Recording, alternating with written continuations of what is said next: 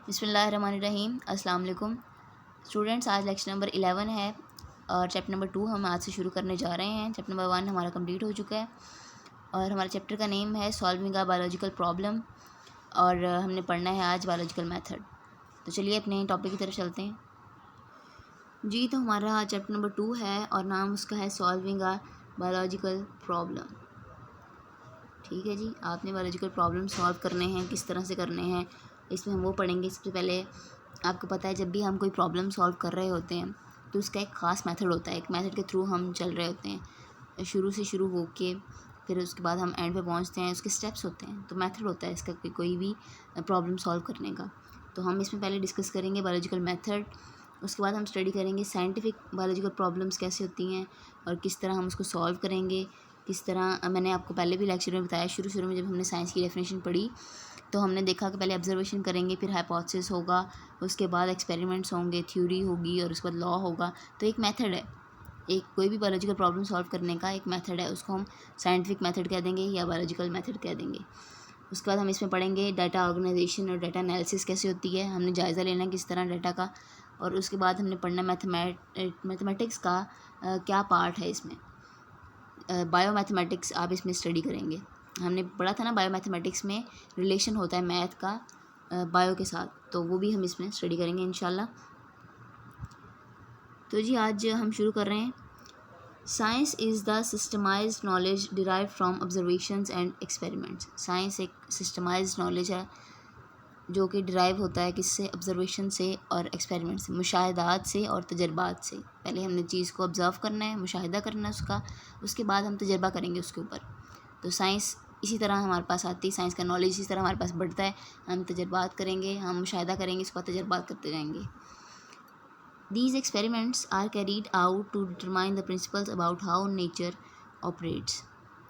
ये एक्सपेरिमेंट क्यों किए जाते हैं, ताकि हमें पता चले कि नेचर कौन से कानून पे चल रही है, किस तरह के कवानीन जो हैं वो कुदरत पे अप्लाई हो रहे हैं। Scientist like chemist, biologist and physics use the same scientific method to make and test the new theories. जितने भी साइंटिस्ट हैं, केमिस्ट हो गए, फिज़िक्स हो गए या बायोलॉजिस्ट हो गए, वो सब यही मेथड यूज़ करेंगे कोई भी न्यू थ्योरी को टेस्ट करने के लिए। In this chapter we will study the steps of biological method. इस चैप्टर में हम पढ़ेंगे बायोलॉजिकल मेथड के steps. We will study malaria as an example to understand the steps in detail. फिर वो आपको मलेरिया की एग्जाम्पल देंगे, जिस तरह उसको आप उन्होंने किस तरह ऑब्ज़र्व किया, फिर किस तरह एक्सपेरिमेंट किए, उसके बाद कंक्लूजन कैसे निकाला, तो आप उन स्टेप्स को डिटेल में समझ सकेंगे। आपको पता चल जाएगा कि मेथड कैसे होता है। आपको भी पता है जब भी हम कोई चीज़ पढ़ रहे होते हैं उसके साथ अगर हम डेली लाइफ की कोई एग्जांपल कोट कर दें तो हमें समझने में आसानी रहती है। तो इस तरह आपको समझने में आसानी रहेगी, आपको स्टेप्स इजीली क्लियर होते जाएंगे। ठीक है जी। उसके बाद है हमारे पास biological method. Questions about living things have provided problems that man has investigated to aid his own survival and to satisfy his desire to know. Questions बहुत से राइज होते हैं हमारे दिमाग में भी, लिविंग थिंग्स के बारे में भी और नॉन लिविंग थिंग्स के बारे में भी। अब ह्यूमन बींग्स के अंदर अल्लाह ताला ने एक ऐसी खसूसियत रखी है कि वो तजस्सुस की खसूसियत रखी है कि वो उसके अंदर क्यूरियोसिटी हो तो वो जाने चीज़ों को।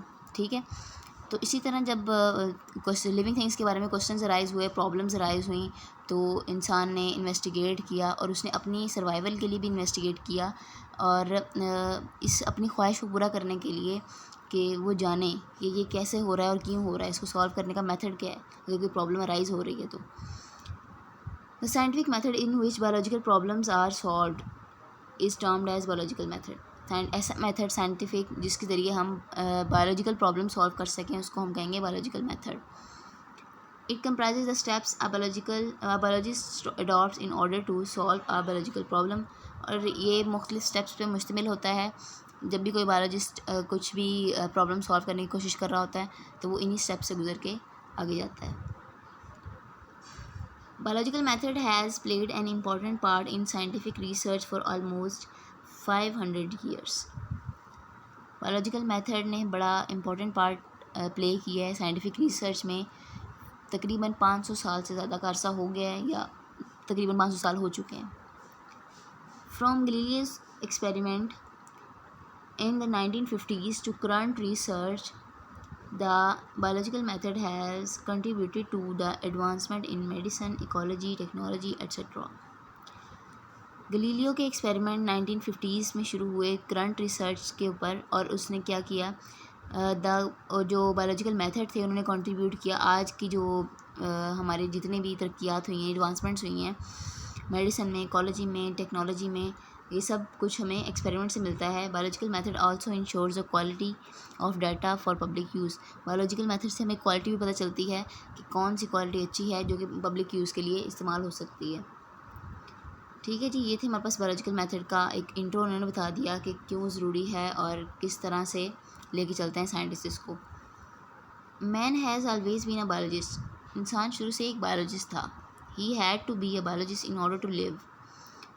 वो जब ज़िंदा था, जब रह रहा था, तब भी उसको बायोलॉजिस्ट बनना पड़ा। अर्ली इन हिस्ट्री, तारीख में अगर शुरू में देखें आप, he was a hunter of animals. वो जानवरों का शिकारी था। And a gatherer of fruits, seeds, roots etcetera. और वो इकट्ठा करता था फ्रूट्स को, सीड्स को, बीजों को, और रूट्स को, जड़ों को। The more he knew about animals and their habitat, जितना जितना वो जानता गया जानवरों के बारे में, उनकी रहाइश के बारे में, कहाँ पर वो रह रहे हैं, the more successful Hunter he was. वो कामयाब से कामयाब शिकारी बनता गया। जैसे जैसे हम किसी जगह पे रह रहे होते हैं, फ़र्ज़ करें अगर हम किसी स्कूल में या कॉलेज में नहीं जा रहे होते हैं, तो हमें नहीं पता होता कि हमारी क्लासेस कहाँ हैं, कहाँ से हमने पानी पीना है, वॉशरूम किस साइड पे है, कैंटीन किस साइड पे है, तो हम बड़े कंफ्यूज होते हैं शुरू में।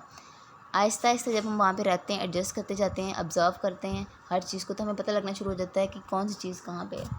इसी तरह इंसान जो था शुरू से शिकारी था, लेकिन उसको ये नहीं पता था कि जानवर कहाँ से कहाँ पे रह रहे हैं, फ़लाँ जानवर कहाँ पे रह रहा है, वो कहाँ से आएगा, ठीक है, फ्रूट्स कहाँ से मिलेंगे, सीड्स कहाँ से मिलेंगे, कौन सा दरख्त का कौन सा है। तो जिस तरह जैसे जैसे वो रहता गया, सर्वाइव करता रहा, तो उसको पता चलना शुरू हो गया कि कौन सी चीज़ उसे कहाँ से मिलेगी। उसने ऑब्ज़र्व किया, ठीक है, ऑब्ज़र्व किया, उसके बाद उसने हाइपोथेसिस किया, उसके बाद उसने एक्सपेरिमेंट्स किए। तो वो शुरू से ही बायोलॉजिस्ट है इंसान। The more he knew about plants, जिस तरह वो जानता गया प्लांट्स के बारे में, the better he distinguished between edible and non edible plants. तो उसके लिए बड़ा आसान हो गया फ़र्क करना कि कौन सी चीज़ें, कौन से फ्रूट्स या कौन से प्लांट्स खाने के काबिल हैं और कौन से खाने के काबिल नहीं हैं, एडिबल एंड नॉन एडिबल। ठीक है, घास जो है वो बकरे खा सकते हैं, आप थोड़ी खा सकते हैं। इसी तरह फ्रूट्स जो हैं वो आप खा सकते हैं, कोई सब्ज़ियाँ हैं वो आप खा सकते हैं। तो हमें फ़र्क करना बड़ा आसान हो गया कि कौन सी चीज़ हमारे लिए है, एडिबल है, कौन सी जो है नॉन एडिबल है, हमारे खाने के लिए नहीं है। ठीक है, ये सब कुछ हमें किससे पता चला? बायोलॉजिकल मेथड से, साइंटिफिक मेथड से। ठीक है, तो मेरा ख्याल है इंट्रो आज के लिए काफ़ी है। तो जी कल हम इंशाल्लाह पढ़ेंगे biological problems, hypothesis, deduction and experiments. ये थोड़ा लंबा टॉपिक है, तो ये मैं आपको एक दिन में कराऊंगी। ये सारा आप पढ़ेंगे कल इसके अंदर। ठीक है जी, इंट्रोडक्शन इसका हो चुका है। तो कल तक के लिए अल्लाह हाफ़िज़।